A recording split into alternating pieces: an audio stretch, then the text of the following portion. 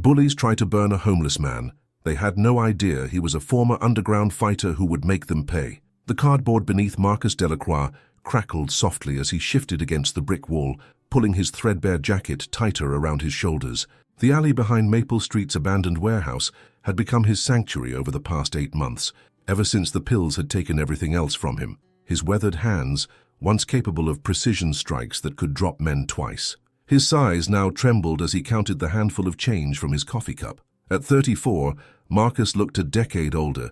His dark skin had grown ashen from malnutrition, and his once powerful frame had withered to sinew and bone. The needle tracks on his arms told only part of his story. The real story lived in the muscle memory that still fired through his nervous system every time footsteps approached his makeshift shelter. Most people saw what they expected to see, another casualty of the streets, another statistic to step around. They couldn't imagine that the man huddled in donated clothes had once been known in underground fighting circles as the Shadow. They didn't know about the 3 years he dominated illegal matches in Detroit's abandoned factories, earning enough money to support his younger sister through college. They had no idea that everything had unraveled when chronic pain from accumulated injuries led him to prescription opioids, then to street drugs when doctors cut him off. The nights were always the worst. Marcus had learned to sleep with one eye open, literally. Years of living rough had taught him that predators moved in darkness, seeking easy targets. Tonight felt different, though. A restless energy hummed through the city air, and his instincts, dulled by substances but never fully silenced, whispered warnings. 3 blocks away, Tyler Bradshaw laughed as he pushed Cameron Wright into a parked car. At 19, Tyler commanded respect through fear and his father's money. His blonde hair was perfectly styled even at midnight, and his designer clothes cost more than most people made in a month. Cameron and Jake Morrison followed Tyler's lead like faithful dogs, eager for any scrap of approval from their self-appointed leader. "This neighborhood's getting boring," Tyler complained, kicking a discarded bottle down the sidewalk. "Nothing but closed shops and empty streets." "There's that homeless camp behind the warehouse," Cameron suggested. He was shorter than Tyler, but made up for it with vicious enthusiasm. His red hair caught the streetlight as he grinned. "Saw some guy setting up back there earlier." Jake nodded eagerly. The youngest of the 3 at 17, he desperately wanted to prove himself worthy of the group. His acne-scarred face lit up with anticipation. "Could be fun. These street rats think they own the place." Tyler's eyes gleamed with malicious possibility. "Yeah?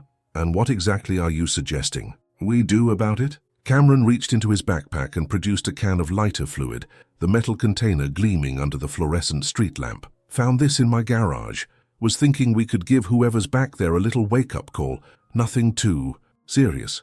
Just enough to remind them this isn't their neighborhood." The suggestion hung in the air like poison. Tyler felt the familiar rush of power that came with having absolute control over a situation. He'd grown up in suburban comfort, never knowing real consequences for his actions. His father's law firm had made several problems disappear over the years, from drunk driving charges to assault complaints. Tyler had learned early that rules were suggestions for people like him. "Light 'em up a little," Tyler mused, as if considering the weather. "I like it. These people are basically asking for it, sleeping in public like animals." Jake's stomach churned, but peer pressure overwhelmed his conscience. He'd watched Tyler and Cameron escalate their pranks over months, each incident worse than the last. What had started as verbal harassment had progressed to property destruction, and now this.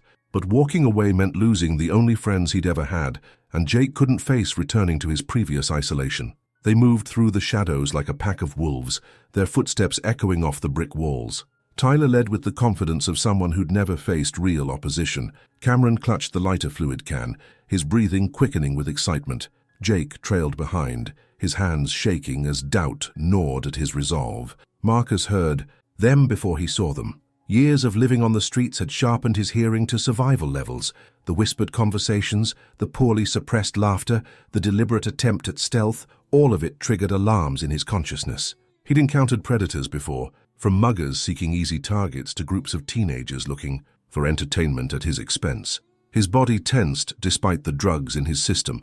The heroin had dulled his reflexes, but hadn't erased the fundamental programming of a trained fighter. Marcus shifted position carefully, moving his few possessions within reach while maintaining the appearance of sleep. His cardboard shelter rustled softly as he prepared for whatever was coming. "There he is," Cameron whispered, pointing toward the huddled figure against the wall. "Sleeping like a baby." Tyler studied Marcus's still form with cold calculation. Perfect, he won't even see it coming. Maybe we should just leave him alone, Jake ventured weakly. He's not bothering anyone. Tyler's head snapped toward Jake with predatory focus. You getting soft on me? This piece of garbage is an eyesore in our neighborhood. We're doing everyone a favor by teaching him to move along. The words stung Jake into silence. He couldn't admit that the homeless man reminded him of his own uncle, who'd lost everything to gambling addiction. Instead, he nodded and tried to look enthusiastic about what they were planning. Cameron uncapped the lighter fluid with ceremonial precision. The chemical smell immediately filled the alley, sharp and threatening. Should I pour it on him directly or just around his stuff? Start with his cardboard palace, Tyler instructed. If he doesn't wake up and run, then we can get more creative. Marcus felt the first drops of liquid hit his makeshift shelter before the smell reached his nostrils. Recognition exploded through his consciousness like lightning. Lighter fluid, fire. They were going to burn him alive for sport. Not tonight. The thought cut through his drug-induced haze with crystalline clarity. Marcus had survived too much to die as entertainment for bored rich kids. His muscles coiled with remembered power as Cameron continued dousing his belongings with accelerant. This is going to be epic, Cameron giggled, stepping back to admire his work. Should I light it now? Do it, Tyler commanded, his voice thick with anticipation. The match flared bright in Cameron's trembling fingers. For a split second, the flame illuminated all their faces. Tyler's cruel excitement, Cameron's manic glee, Jake's barely concealed horror. Then Cameron flicked the match onto the saturated cardboard. The fire erupted with a whoosh that lit up the entire alley. Flames raced across Marcus's shelter and belongings, consuming everything he owned in seconds. The heat was immediate and intense, forcing the three teenagers to step backward. But Marcus was already moving. Years of trained reflexes took over as he rolled away from the flames, coming up in a combat crouch 20 feet from where he'd been sleeping. The fire had caught his jacket, and he shrugged out of it without breaking his focus on the three figures silhouetted against the flames. Holy shit, Cameron yelped. He moved! Tyler stared in disbelief. They'd expected a confused, panicked vagrant stumbling away from the fire. Instead, they faced a man whose entire posture radiated controlled violence. Even malnourished and drug-weakened, Marcus moved with the fluid grace of someone who understood combat at a cellular level. You burned my things, Marcus said quietly. His voice carried no anger, just cold statement of fact. All I had left. Run! Jake shouted, finally finding his voice. Every instinct screamed that they'd made a terrible mistake, but Tyler's pride wouldn't let him retreat from a homeless junkie. Relax, he told his friends. Look at him, he's skin and bones. Marcus watched them with the patient focus of a predator evaluating prey. The fire behind him cast dancing shadows across his face, making his features appear carved from stone. His hands hung loose at his sides, but Cameron noticed something that made his blood run cold. The homeless man's stance was wrong. Instead of the defensive posture of a victim, he stood balanced and ready. His feet were positioned for explosive movement, his center of gravity low and stable. Even in his diminished state, Marcus radiated the quiet confidence of someone who'd never lost a real fight. You think this is funny?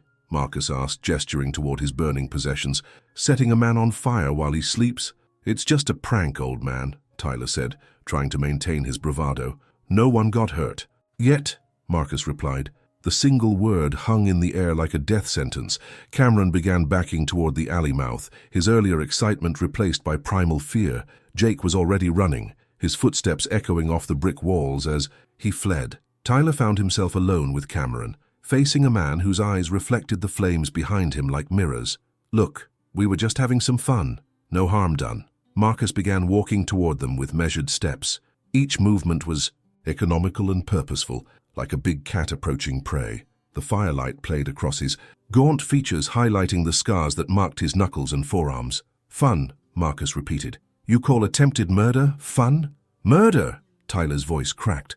We weren't trying to kill you. Really? Marcus stopped 10 feet away. What happens if I don't wake up? What happens if the fire spreads to my clothes while I'm unconscious from whatever shit I shot up earlier? The questions hit Tyler like physical blows. He'd never considered the actual consequences of their prank. In his mind, homeless people were somehow less real than regular humans, more like NPCs in a video game than actual people with lives and feelings. Cameron made a desperate break for the alley mouth, but Marcus moved like liquid lightning. His hand shot out and grabbed Cameron's jacket, spinning him around with effortless strength. Despite months of malnutrition and drug abuse, the fundamental architecture of Marcus's fighting ability remained intact. "Where are you going?" Marcus asked conversationally. "We're just getting started." Cameron's face went white with terror. Up close he could see the network of scars across Marcus's knuckles, the calluses that marked decades of impact training. This wasn't a helpless vagrant. This was someone who'd built his hands into weapons. "Please," Cameron whispered. "We didn't mean anything by it." "Didn't mean anything." Marcus's grip tightened on Cameron's jacket. "You doused my home in accelerant and set it on fire, with me in it. What exactly did you mean?" Tyler tried to circle around behind Marcus, thinking he could catch the homeless man off guard. But Marcus tracked his movement without even turning his head, as if he had eyes in the back of his skull. "Stay where you are," Marcus commanded, his voice carrying absolute authority. "Both of you." Something in his tone froze Tyler mid-step. It was the voice of someone accustomed to being obeyed without question, someone who'd commanded respect in environments where weakness meant death. "You want to know something about homeless people?" Marcus asked, still holding Cameron in place. "We don't sleep soundly because people like you exist. We stay alert because the world is full of predators who think we're easy targets." Behind them, the fire continued consuming Marcus's few possessions. The smell of burning fabric and cardboard filled the alley, along with something else, the acrid stench of melting plastic from items that couldn't be replaced.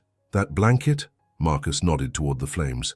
"Gift from a church volunteer who actually gave a damn about another human being. Those books? Only entertainment I had left. The coffee can with my money. Weeks' worth of eating." Each word landed like a physical blow. Cameron began crying, finally understanding the magnitude of what they'd done. This wasn't vandalism or a prank. They'd destroyed another person's entire world for their entertainment. "I'm sorry," Cameron sobbed. "I'm so sorry." "Sorry doesn't bring back my things," Marcus replied. "Sorry doesn't give me shelter tonight. Sorry is just a word you use when you get caught." Tyler's survival instincts finally overcame his pride. "What do you want? Money? We can pay you." Marcus turned his full attention to Tyler for the first time, and the teenager immediately understood why Cameron was crying. The homeless man's eyes held depths of pain and loss that Tyler couldn't comprehend, but underneath all that suffering burned something far more dangerous, the absolute certainty of someone who'd already lost everything and therefore had nothing left to fear. "Money," Marcus repeated. "You think you can pay for what you did? We can replace your stuff," Tyler offered desperately. "Buy you new clothes, food, whatever you need." "Can you replace the feeling of safety?" Marcus asked. "Can you buy back the ability to sleep without wondering if someone's going to light you on fire?" Tyler had no answer. The concept of feeling unsafe was foreign to him, as alien as breathing underwater. He'd grown up in a world where doors locked. Police responded to calls and parents hired lawyers to solve problems. Marcus released Cameron's jacket and stepped back, but his posture remained coiled for action. "You boys wanted to have some fun with the homeless man, so let's have some fun." "What do you mean?" Tyler's voice barely qualified as a whisper. "I mean, you're going to learn what it feels like to be helpless," Marcus explained. "To be at someone else's mercy, to understand that actions have consequences." Cameron tried to run again, but this time Marcus let him get 5 steps before moving. The homeless man flowed forward like smoke, covering the distance in heartbeats. His hand clamped down on Cameron's shoulder with grip strength that made the teenager gasp. "Running away?" Marcus asked. "But we haven't finished our conversation." Years of underground fighting had taught Marcus to read opponents instantly. Cameron was soft, privileged, someone who'd never faced real physical confrontation. Tyler was the leader, the one who made decisions and expected others to follow. Jake, wherever he'd run to, was the follower, weak-willed, but not irredeemably cruel. "Here's what's going to happen," Marcus announced. "You're both going to experience what it feels like to be prey instead of predators." Tyler's hand moved toward his pocket, where he kept his phone. If he could call his father, this would all go away. Money and lawyers could solve any problem. Marcus noticed the movement and shook his head. "No phone calls, no daddy, no lawyers, just you, me, and the consequences of your choices." "You can't do this," Tyler protested. "This is assault, kidnapping. My father will—" "Your father will what?" Marcus interrupted. "Report that his son was caught trying to burn a homeless man alive? I'm sure that'll look great in the newspapers." The threat hit home. Tyler's father had political ambitions, and scandal could destroy everything he'd built. The family's reputation meant more than Tyler's safety, and everyone knew it. Cameron had stopped crying and started hyperventilating. The magnitude of their situation was finally sinking in. They'd cornered a predator in his den and now they were going to pay the price. "Please," Cameron begged, "we'll do anything. We'll leave you alone forever. We'll tell everyone to stay away from this area." "Anything," Marcus mused. "That's a dangerous word." Behind them, the fire had died down to smoldering embers. Marcus's possessions were ash now, irreplaceable memories reduced to carbon and regret. The sight hardened something in his chest. That had been soft for too long. "Strip," Marcus commanded. "What?" Tyler couldn't believe what he'd heard. "Take off your clothes, all of them." "We're not doing that," Tyler said, trying to summon his old authority.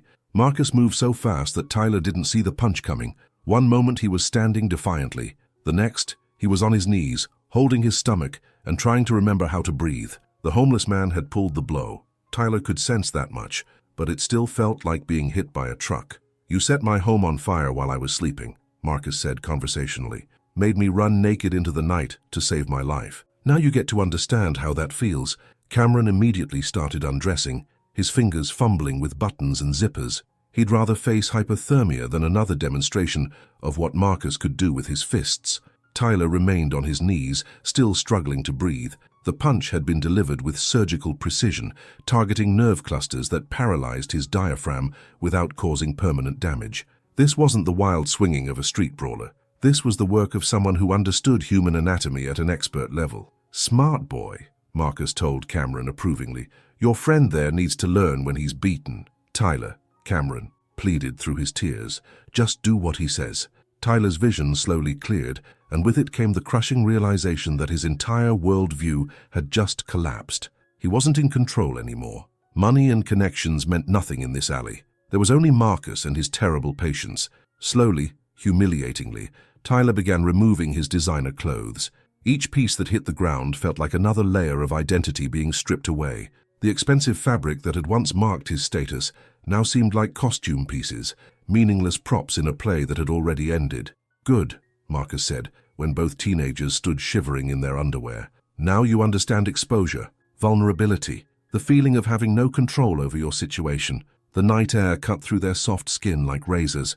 Both boys had never experienced genuine cold, the kind that came from having no shelter and no resources. Their teeth chattered uncontrollably as they hugged themselves for warmth. "This is what homeless people feel every night," Marcus explained.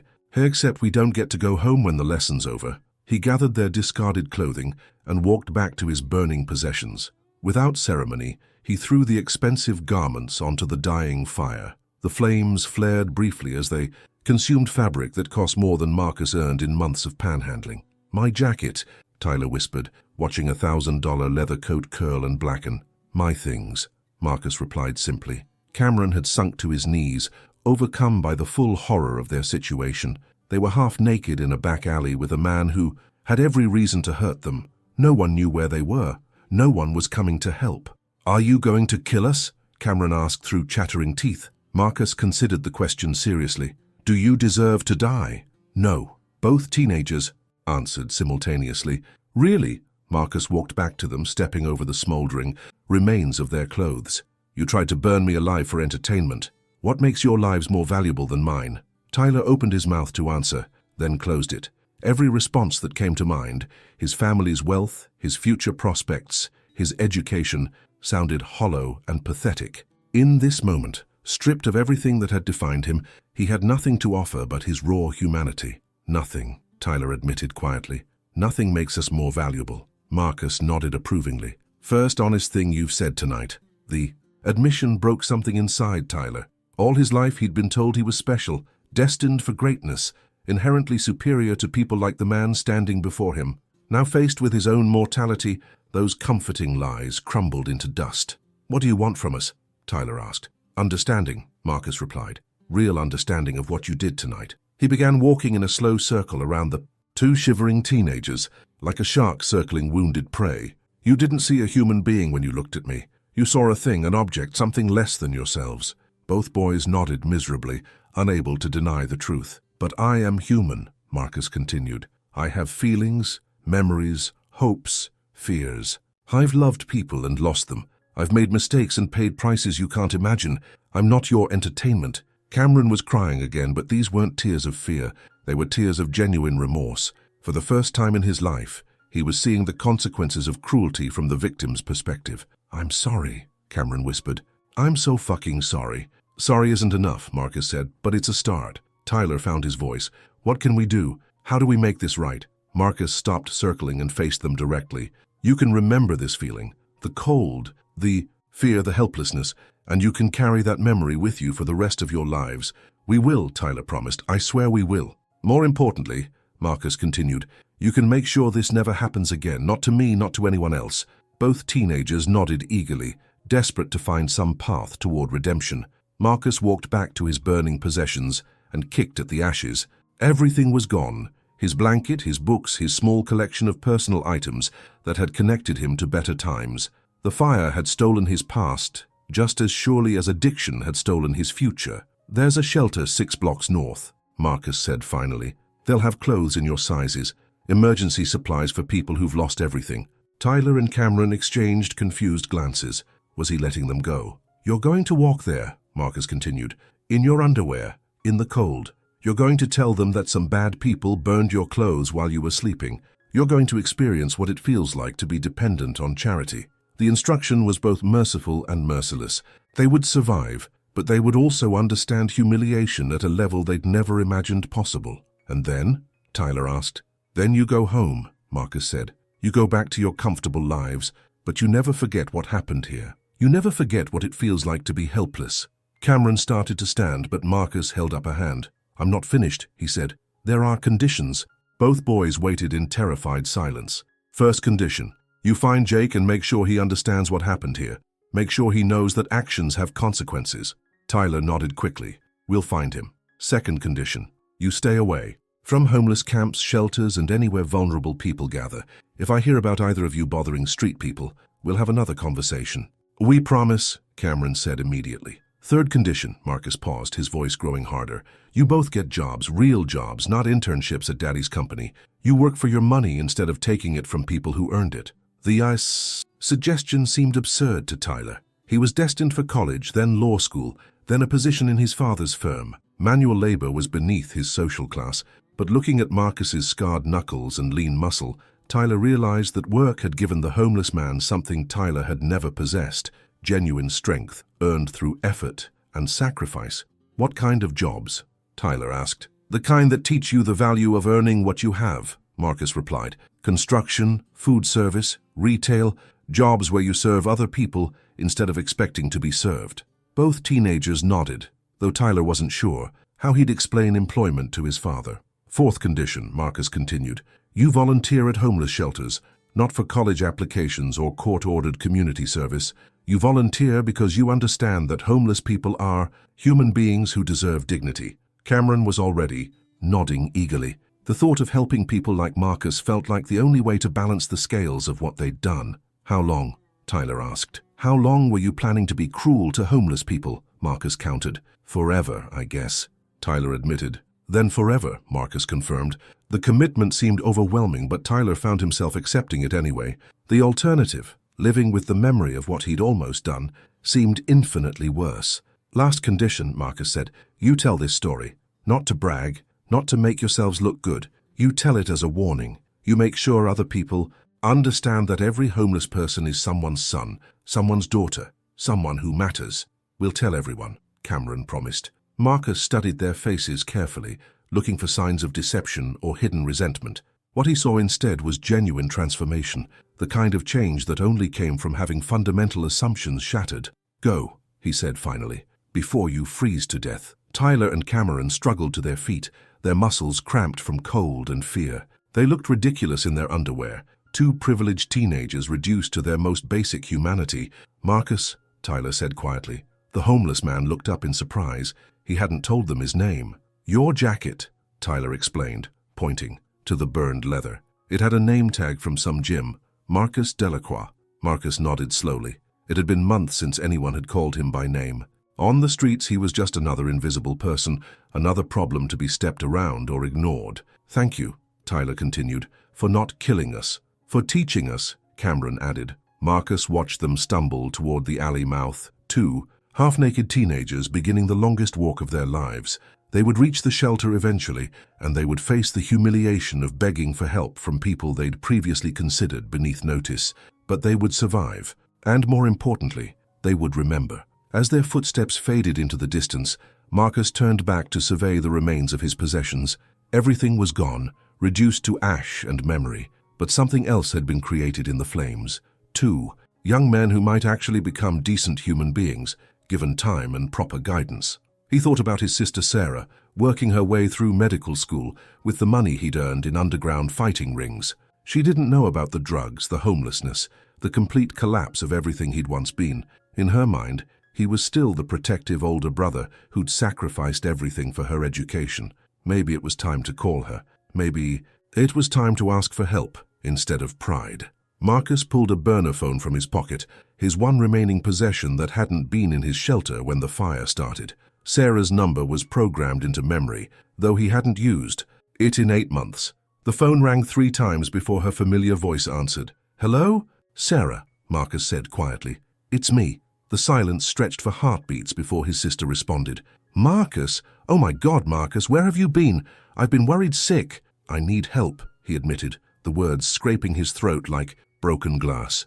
"Where are you? I'm coming to get you right now." Marcus looked around the alley at the ashes of his old life and the empty space where his future might begin again. "I'm ready to come home." 2 blocks away, Tyler and Cameron huddled together for warmth as they made their way toward the shelter. Their feet were already numb from the cold pavement, and they had 4 more blocks to go. "We really fucked up," Cameron said through chattering teeth. "Yeah," Tyler agreed. "We did." They walked in silence for a while, each lost in thoughts of what they'd almost done and what they'd learned about themselves in the process. "Tyler," Cameron said eventually. "Yeah? I don't want to be that person anymore. The person who would burn someone alive for fun." Tyler considered this. "Me neither, but I don't know how to be anyone else." "Maybe that guy, Marcus. Maybe he just showed us how." They reached the shelter 20 minutes later, 2 privileged teenagers learning what it meant to depend on the kindness of strangers. The volunteers who helped them didn't ask many questions, but Tyler noticed something in their eyes. Recognition of desperation that went beyond simple need for clothing. These people had seen real suffering, real loss, real human beings reduced to their most basic requirements for survival, and they responded not with judgment but with compassion. It was a lesson Tyler would never forget. 3 months later, Marcus stood in the kitchen of Sarah's apartment, clean-shaven and 30 pounds heavier. Rehab had been hell, but he'd made it through with his sister's support and his own hard-won understanding that he deserved better than slow suicide by drugs. Tyler worked construction now, his soft hands transformed into calloused tools that earned honest wages. He'd told the story of that night to everyone who would listen, and several of his former friends had quietly begun volunteering at homeless shelters. Cameron had become a regular at 3 different soup kitchens, serving meals to people he'd once considered beneath notice. He'd also convinced his parents to donate significant money to addiction treatment programs. Jake had been harder to find,